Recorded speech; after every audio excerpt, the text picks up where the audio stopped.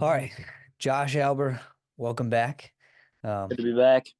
we've been wanting to do this. Obviously, the last month has been a little wild for me, so the time schedule during the day has been up and down. But I wanted to reach out to you. I heard from you that you were about to go to Tulsa this weekend, so I wanted you to jump on and tell me who you had going and what you were looking forward to the weekend and stuff. Yeah, I mean, we've been going to Tulsa. I mean, my dad took me pretty much every year growing up. It's just a big event, and all my college teammates talk about, we used to talk about Tulsa and how hard it was. It's a cool event. Something I plan on going to as long as it's around, probably taking my son someday. So, but it's the toughest youth tournament in the country, I think, probably bar none. But we always look forward to it. We're taking, five guys down. Should have been six, but once you declare what weight you're going, you can't change. And one of my kids that probably would have done really well, kind of hit a growth spurt after he declared weight, isn't going to make weight, so we're going to leave him at home. But we're taking Ethan Wagner. I think he's 10U, 55 pounds. He's a Hananiga kid, really tough. He was Bantam state champion last year and intermediate second. Really just ferocious, tough kid. Riley Reyes, he's from Rock Falls. I think he was fifth or sixth at intermediate state last year. He's going 10U 64. Um, what year did you graduate high school? '06. Okay, I think his dad graduated like '04. He was a state champion, Justin Reyes, but Okay. I don't know if you knew his name. Um, then Maddox Rabzak, who's one of our really really tough, dedicated kids, is novice or whatever it is, 12U, 85 pounds. Canyon Fillers he's from Pegatonica, is going, he's 10U, 100. And then Brendan Narden, who I know you've worked with, great kid. He's 15U, 137. So those are the five we're going down with. Originally, Cannon Ziller was going to go down. I was really excited for him, but he's the one that can't make weight. So I he's got you. staying home. He's an Oregon kid, right? Yep, he's from Oregon. Yeah. Yeah, I love it. It's part of the roller tournament series, right? Mm-hmm. So it's like I used to go to the Reno World Championships in the springtime. Yeah. That was always fun tournament to go to because, a ton of kids would go and Yeah. it was a good travel Yeah. I went there experience. once. I went there once. Lost in the Yeah. blood round. Oh yeah. Yeah, there's a lot of wrestling, I think. Oh yeah. Um I a couple of times I had like well, one time I lost my first match, and then I wrestled all the way back to true second. It was a That's like 10 long, matches. yeah. It was Yeah. insane, but it was I talked to uh Nate Tomasello about it because I was explaining how like in a weird way, it's like for me it was always really good to lose right away because I like they had no pressure and I Yeah. just started beating everybody. But yeah, I love those tournaments because they're great opportunities for people to recognize, high level competition, the travel to a big tournament. Um, Mm-hmm. just the environment itself is pretty cool. So I'm glad that you're taking more than just one individual to that tournament, right? Like Yeah, and that, I think that's kind of what's important to me is like, we're taking, like, honestly, realistically, probably two or three tops have a realistic chance to place, and even that would be, if we come back with three placers, I'll be really thrilled. But the other ones, it's like maybe they're young for their age group or whatever, but it's just I want to get them down there, and if they win a couple matches and just see the level that we're trying to get to, I think it can be a motivating thing for them and help them for the future. Yeah. Well, we've talked about this before, right? Like in many situations, winning that tournament is a bigger accomplishment than winning the state tournament, right? And Oh, no different than, Super 32 to the high school kids. Sometimes that tournament almost always is more difficult to win than the state tournament. So just putting yourself in perspective, I think is a good opportunity to just remind yourself what level you're trying to get to, right? yeah, yeah, So yeah. it is a little challenge. Go Especially ahead. for like Brennan Narden, because he's 15U and it's 137. And in Illinois, you can't compete at Tulsa during high school season. But like I know Oklahoma and some of the others, I think Iowa too. Like you could be a high school freshman and still go down there and wrestle. So it's definitely tougher than IK State. Yeah. Yeah, and it's like a little challenging. Have you changed anything to like try to peak for this, or are you kind of just kind of going? I mean, I just feel like our whole group's been progressing. Like I've just really liked the way everyone's been wrestling the last 3 4 weeks. So I don't know if it's maybe I peaked them by accident. I know over Christmas like we trained really hard.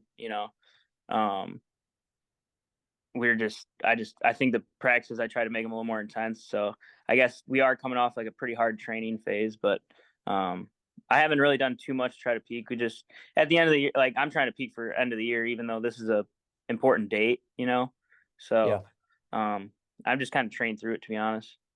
Yeah, how do you navigate in encouraging people to go to that event and not letting just everybody go, or Yeah, how do you I, work that I out? at the beginning of the year, I when I put out the schedule, I'm like, there's a few tournaments I circle. I'm like, you need to ask me if your your athlete's ready for these. And then some of them ask me, and I don't think they're ready, and I'm like, I just want to be realistic with you, and it's a 10-hour drive, and you're going to spend $1,200, and I don't think it's going to be. You're not going to get any value out of it. And then I'm just trying to be realistic with everyone, even the kids that maybe are going. I'm like, if they go 2-2, it'll be a good weekend for them, and like talk to the parents, like, is that okay with you? And Yeah. it Well, is. one thing as a coach I've always struggled with is like in some situations, like you're suggesting, right? The investment isn't necessarily to get a medal or to win it or whatever. And like it's important for parents to go into that mindset knowing that the investment is a lot of the experience. Mhm. Um, I went to a couple national tournaments and I went 0 and 2. And if I would have come home and my parents would have said, I'm never sending you again because you wasted my money, I wouldn't have had those other opportunities to go and then, place at national events. I Yeah. never thought of it as like like I wasted something. It was just always like, a process. Oh, I have. I mean, I think I probably went down to Tulsa the first time when I was probably 9 or 10, and I won't name my teammate, but I had a teammate with me, and it was his first time. He's the same age as me, and we both went 0-2. And my teammate's dad was like had that attitude. He was just like, "We're never." We went down there. He wrestled for like a minute and a half, and just pissed. And my dad was discouraged too, but it's like the next year they didn't come with us, and we just kept going back and back. And I Yeah. think I went like 0-2, 1-2, 2-2. I didn't place till like the fourth or fifth time I was down there. Yeah. But that's what it takes. It's just you Yeah. got it's. I talk a lot about this to my kids. Like this sport's a marathon, and there was a lot of kids that beat me up when I was a kid, and I just outlasted them. And then you get to Yeah. high school, and it's like all of a sudden you close the gap on them, or they just peaked a little earlier than you did. And same thing in college. I mean, there was guys in college that annihilated me when I was a kid, and then I was pretty consistently beating them in college. But Yeah. it's a marathon. It's who's gonna be able to take the losses and stick with it and lose some money. That's what it takes for most kids. Yeah. Well, I mean, you fail forward, right? Like in, Mm-hmm. in any endeavor, you're gonna have setbacks, right? Oftentimes, if you don't have setbacks, you're either probably not putting yourself in the right position, or maybe in wrestling, uh, for the sake of wrestling, a lot of times, development and maturity, right? So, you're a 150 pound seventh grader or something like that. All of a sudden, your talent pool is really low compared to a 79 pound seventh grader who's Mm-hmm. got every single kid in their bracket. So Yeah. yeah, with wrestling, you have to have a stubbornness. I think this is something that you and I have talked about before, but when you look around the guys who had a lot of success that are from small communities like where we're from, it's almost a stubbornness to get beat and get back up and get their butt kicked again. It's just I always say it's a stubbornness because it's like, no, you have to be willing to get beat and then get back on the line and take it again. Yeah. And I have a big brother, but I don't think that was ever the process. I think I was a little guy, so it was natural for me to be like, you better keep fighting. Yeah. Even if you lose, you got to keep fighting. So I just really believe in that. It's not even it's not who can win the most. It's just who sticks around the longest. A lot of the time, can yeah, you stick in it the longest? Because you're gonna everyone's gonna have their day. I'm telling you. You know, if you yeah, stick in it long enough, you're gonna have your day. But yeah. Plus, obviously, you and I both know, like, just the skill of wrestling. You increase your skill level with the more mat time, with the more dedication, the more focus. yeah, And today I just posted I made a post, a graphic about, like, when you see the progress in a month's time, it's yeah, like I saw that. up and down. And then, you look at a decade of experience and now you have progress, where so many people get up and down emotionally with, they won this tournament, so they think they're doing great. They lose this tournament, they think it's over with. It's like, hey, you're gonna if you can't endure a consistent mindset, you're gonna struggle. So yeah, it's like the little engine that could. You remember that? Yeah, and there's another illustration. I need to find it. It's I love it. I saw it when I was Yeah. in college and I've clung to it. But it's like a guy and he's mining for diamonds Oh yeah, yeah, yeah, and he quits and he's like, you know, he's mined a long ways, but he quits and yeah, he's like a foot away, and then on the other side is just a ton of diamonds. It's like, dude, just keep going. You never know. Like, and people make jumps like randomly too. You know, it's like yeah, just things start to click. So it's like you never know when it's gonna click for your kid. You know, just yeah, keep doing the right things. Like you just never like when you give up, you don't know if you were a couple months away from a big breakthrough. You know, yeah. but Well, yeah, absolutely. And so going into the weekend, that's pretty cool that you got a good group. I'm happy that you're taking a group. I think that that's a good sign for your club, like just the fact that, you're aiming for those things, and when you can go down there with, 10 athletes that, yeah, all want to win the thing, yeah, that's going to be huge. yeah. We've been consistently getting our number. You know, the first year I went, I think I took two, and then last year I took three, and now we're taking five this year. So getting to that where we just have more kids that are at that level that can go compete there is a good sign for sure. Yeah.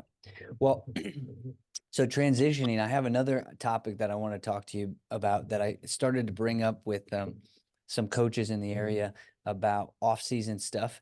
And you and I have had this conversation a little bit off air, but I wanted to bring it out to the open. So this springtime, I think I'm gonna work with a couple schools in the area to put on some type of folk style series where middle school, high school kids can continue, maybe even grade school kids too, can continue into the folk style, as opposed to just going for freestyle Greco stuff, just because it's the thing to do, I guess. But what are your thoughts on, like, some of the kids staying with folk style wrestling as opposed to jumping into the freestyle Greco stuff? Yeah, it's I like it. I like it because I think some kids, if you don't have an aspiration to maybe wrestle in college or wrestle the next level, like, and you're just, and maybe if it's not even that, um, like you're just focused on this upcoming high school season, and it's like, then let's just train folk style, you know. Um, so I like having the option of being able to continue wrestling folk style. The only problem I see, like for me, is how to train, because you know I'll have like my room will be split, like half will want to do freestyle and half will want to do folk style, so it's hard to kind of separate my training and stuff. Um, but a lot of kids too can train freestyle and still go compete folk style. You know, they're not gonna. I don't think it'll screw them up. So I like Yeah. it. Well, again, one of the things that we were talking about as coaches is just the idea of, like, having opportunities for both, right? Mm. So again, certain kids are definitely going to have the technical awareness to be able to do both. But I mean, when you train freestyle in general, how often do you spend, how much time do you spend on parterre versus continuing to work on, neutral takedowns, defense? Yeah, it's 80%. It's like almost 80% folk style, you know, and Yeah. 20% like freestyle specific things. Anyway, yeah, Yeah. yeah, So it's like, that's why whenever parents always have been asking me as of late, like, well, do you train freestyle? And it's like, well, I I train wrestling, and if you can't really understand the unique difference, like if you can't transition, I guess, then maybe that's a sign that you're not ready to transition, hmm right? Like Yeah, I mean, freestyle. like I tell like my group, like I try to do as many things as I can that are going to be beneficial for freestyle and folk style. You Yeah. know, get in position because there is a lot of like crossover there. So it's like, you know, I try to make it to where we're getting better at both styles at the same time, which is a lot like what you're saying, just overall wrestling ability and awareness and things like that. And then you just have those little tweaks where it's like, okay, now we're in freestyle, you can, you know, score quick here, score quick here, you know. Yeah. But when you look at like high school, have you been watching much high school wrestling? A little bit. I'm Yeah. not a big. Well, I'm not. It's crazy. I'm not like a wrestling fan right now because I'm just so busy with my club that I don't. I haven't been really watching any other outside wrestling. I've just been, yeah. but I Well, feel I've been kind of bouncing guilty. around. Yeah, it's all good. I mean, I've been bouncing around to a lot of high school programs and watching wrestling at the high school level. Um, and like you see things happening that need addressing, right? One, the amount of people that get pinned is unbelievable, right? So one, when you think about off-season training and stuff, it's like wrestling freestyle is not going to stop necessarily the mat wrestling or the defense on bottom that Mm. much, right? Like some of these kids are very green, right? So I don't really know. And again, maybe these aren't the kids that are going to be working with you in the off season, but still having an opportunity for those kids to to compete in something so that they kind of recognize where they're making mistakes and address them. But mat wrestling is definitely something that uh, Oh, I mean it's lacks. the same in the IKWF level. It's like that's the hardest thing to teach, and I mean I'm it every almost after every competition. I'm just like, man, we got to figure this bottom out. And just it's so hard to. Yeah, I see the same thing. Bottom is the glaring thing that pops out to me. You Yeah. know. Well, I was working with a high school kid this last week about bottom, and it was just like he was trying every single thing under the sun except for just sticking to the one thing that he could have done to get out, right? Like it's like when you get older, it's a lot easier. It's like you can watch college wrestling and find out they're doing tripod stand-ups all day. They just Yeah. tripod up, fight from there.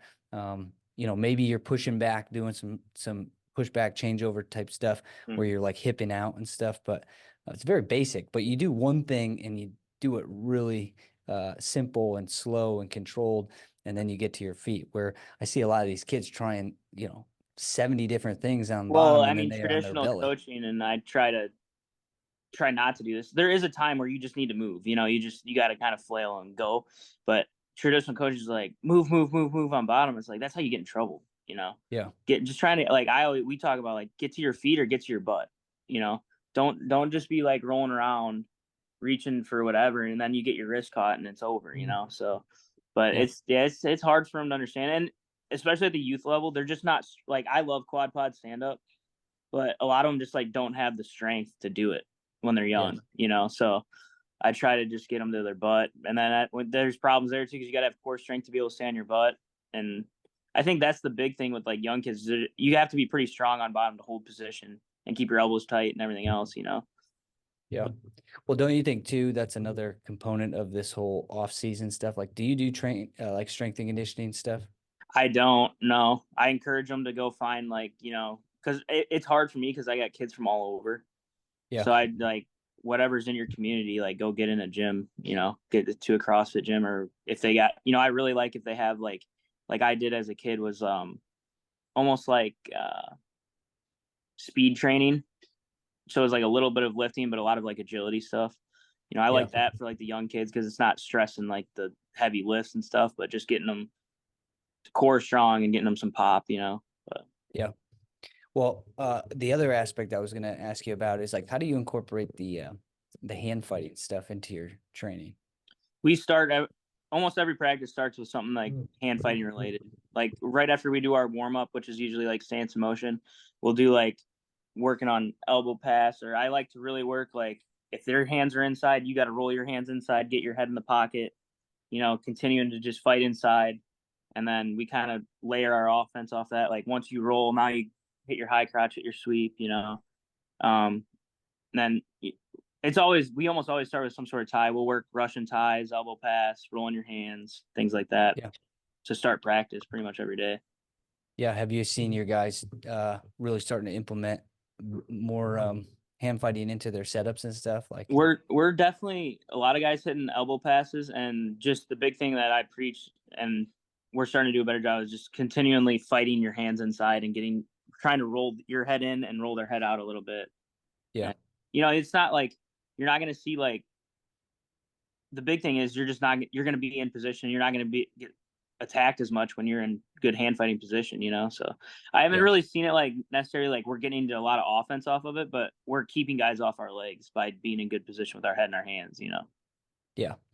And of course, I mean, it would only make sense, but I guess I was just curious to talk about hand fighting and stuff. These are the areas that I see so many problems at, and I obviously know that in your room you're addressing these areas and stuff like that. So, um, I think you yeah, I see mean, the problems on bottom and hand fighting because they're the two hardest positions to drill. yeah, Like hand fighting is like it's a hard thing to drill because it's not like if you drill a single leg, there's steps, and it's like step one, step two, step three. Hand fighting and bottom are a lot more like pressure, understanding pressure, understanding position. yeah. So it's Not to mention hard to that's drill. what, yeah, and that's one of the reasons why I think like private lessons, one-on-ones are so crucial because with hand fighting and top, you have to have a good partner because when I'm letting somebody work hand fighting, I'm only letting them pull on my head if they're pulling it the right way, or Mm-hmm. if they're holding their position the right way. If they're on bottom and they're not getting back pressure into me, I'm gonna crunch them, right? But I'm Mm-hmm. also not just wrestling live to the point where, or not giving them that feel at all. So it's Yeah. like you have to have good partners and people who are aware of, like, again, I don't know, was this easy for you to do? It was always easy for me to do. Um, but whenever I was with a partner who wasn't giving me the feel that I wanted, I would just be like, hey, you got to push harder. You got to do this. You got to do that. I was always open to like instructing my partner because, like, I don't know where I learned it or what came about, but I realized quickly is like, well, you're no help to me if you don't give me the feel that good guys give Yeah. me. Right. No, I was not good at communicating that. I'd just get pissy and like I'd pick them up and start slamming them and stuff. Like Yeah. just pretty much I'd say it without saying like do what I want you to do or I'm gonna like if you're a bad partner I'm gonna be a bad partner back. So I probably Yeah. didn't have the best attitude when it came to that. Yeah. Just turned into a live wrestling Yeah, I was like, match. all right, let's go. Yeah. Well, I mean, that's one way to get the right feel Yeah. is to wrestle. That's why I think wrestling live, I had this conversation with somebody about this, but somebody was talking about, wrestling live and stuff. And, I think when you're in middle school, I think live wrestling is huge as far as like just getting used to the battle and figuring out like your balance, coordination, and your ability to kind of like find positions, right? Yeah. And so, because again, like what we were talking about, sometimes it's hard to drill at that age. You're just not aware of how you're supposed to drill. Maybe you don't have the feel. Maybe you don't have the consistent aware. Like you just don't have certain maturities. But live wrestling obviously plays a big role in figuring out how to score, how to get legs and stuff. So, how much wrestling, like live wrestling, are you doing? I mean, I run an hour and a half practice, and we usually get the last 25 minutes is all live. So, Yeah. um, and some days, like on Fridays or, um, like yesterday, we practiced on Tuesday, which we usually don't, but we practiced for the Tulsa kids because they just need to go every day. So like it was kind of like an optional practice. On those days, I usually try to go like 30 or 35 minutes live. Yeah. But I like everything you just said. I agree with, and then also like the live is where you get like I think it really builds you mentally. Like this is like I really pride myself, and I keep expressing to my kids how happy I am with them because every tournament we go to, our kids just when they're losing, they're just fighting their butts off, and I think a lot of that comes from just the way we make them wrestle each other in the room, and it's like there's no friendships in the room. Like when it's live time, you're trying to beat each other up, and that's how they're competing right now. So I think the Yeah. live is a lot where you build your mental fortitude too. Absolutely. How long have you ever explored or like stretched the amount of live? Like how Um, late? but Like the I only mean, reason why I ask, I mean, I remember obviously because you wrestled in a Division 1 room, but to give some people who have never wrestled in a Division 1 room, sometimes a coach will say, "All right, we're going live," and they won't tell you how long you're going. yeah, And 45 minutes later, you're still wrestling. just to finish that thought is, you were 45 minutes later and you don't really, and you're wrestling. So how long do you mess with the I'll do length? that. I'll do that kind of format. Like we did that a lot at you and I, where it's just long goes and it's just like you couldn't take a break until your part. Like it was pretty much like who's tougher, and you just go for 45 minutes, you know. But I'll do that in the summers with my high school kids a little bit. But like I've found that with younger kids, if the longer they go, they don't go as hard. So I try to like a lot of it's just like short, intense goes, but I'll do them for like 20 minutes, you know, because then Yeah. they kind of think like, oh, it's only a short go, I can go harder. But then when you do that for 25 minutes, you end up working a lot harder than if I just said go 25 minutes live. You know what I'm saying? Yeah. So I do a Well, I lot just shorter goes for them, and then my older guys will get some longer goes going. yeah. Well, I just think that, when we talk about like hand fighting, I think that like hand fighting and like your ability to hand fight will improve when you like kind of like protecting your legs, right? Mm-hmm. Like you don't want to shoot as much because Yeah, it's going to go for a long time. So you have to like actually just hand fight. Whereas like sometimes when you go like live, people will shoot in on legs and it's not a good shot, it's not a good setup, but they don't care because they can just kind of wrestle. yeah, Um, so like giving it where it's like, hey, you're getting tired. You're not going to shoot 100 times because yeah. you can't. And then you start actually embracing a little bit more of the hand fight position stuff. But Yeah, I mean, a lot of being a good hand fighter is being able to get to positions where you can hold on and waste time. Like you're not yeah, actually trying to be offensive; you're just trying to get to ties where you're in control. So yeah, yeah, it definitely helps to get really tired first, and then all of a sudden it's like, hey, if you don't want to work so hard, get to a controlled position. You know, and yeah, that's what I talk about in hand fighting is getting into controlled positions, whether that's underhook, Russian tie, pull them under in a front headlock. You know, that's winning a hand fight to me. yeah. You know, Oh, yeah, for sure. And those are the things that in college we would do like preseason on the football field after we ran sprints and stadiums and stuff. Um, it's kind of yeah, it's just, sometimes some of this stuff just comes with maturity and age, but yeah, either way. Yeah, so is there anything else you wanted to chat about? Good luck this weekend. yeah. No, I appreciate it. I know there's some good high school wrestling coming up this weekend with um, some kids. So any of my guys that listen to this and my high school guys, good luck this weekend. I know you got big matches coming up, so I'll be following along with the results. But Yeah, the state series is right around the corner. Um, it goes by fast. It's a quick season when you're in the thick of things. But yeah, I'm excited for everyone. All my guys been doing well, so excited for the postseason. I know they're gonna get what they deserve. So yeah, absolutely. Well, Josh, thanks for jumping on, and good luck this weekend, and we'll talk soon. sounds good. Thanks.